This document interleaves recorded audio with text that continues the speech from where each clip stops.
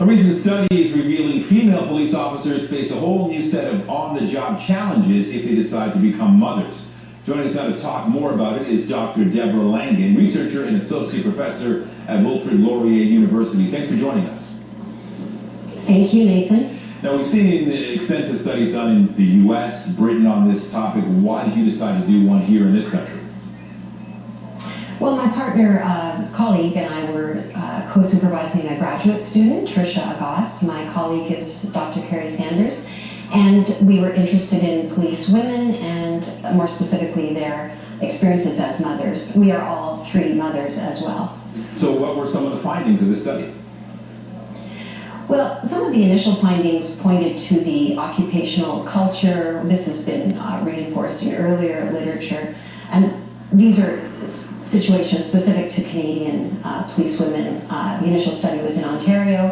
And the hegemonic masculinity, the cynicism within that culture is difficult for most police women to navigate, and it becomes even more difficult when they become mothers. So that is one of the things. The organizational structure of policing, the shift work, for example, also makes it very difficult for police women who are mothers to do their jobs. So for police services that are trying to attract more women, what are some of your recommendations to do that? Well, I could talk more about our findings and then the recommendations that follow. We know that women are at a systematic disadvantage within these cultures, and that those need to change, even when family-friendly policies are in place to support the issues that police mothers face. It is difficult for them to take advantage of them because of the repercussions for them at work and the implications for promotion. So the findings from our studies, and we're in the third phase of this research, stress the importance of senior police people paying attention to our work and the work of others in this area so that they appreciate the gender-specific needs of women and arguably men too, and that policies move from being gender-blind to being gender-specific. In these ways, we can improve the situations within policing cultures. Did you look at the city of Toronto and how the service is doing here?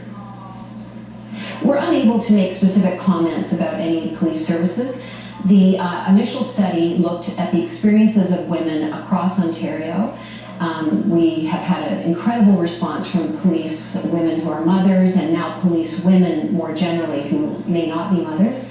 And our study now has moved to looking more at specific police services, the organizational dimensions of them, and at ways to have them improve their service. The outcry from police leaders has been very encouraging. There's quite an appetite to have this kind of study continue. And so I can't name specific services that are involved because of confidentiality ethics. But I can say that we're getting some very encouraging responses from police services, and we are actively gathering and analyzing data that will be released in additional publications. Yeah, I can't see why they wouldn't want to see these results. Our Dr. Debra Langan, thanks so much for your time. Take care. Thank you, Nathan. No problem. All right, 317.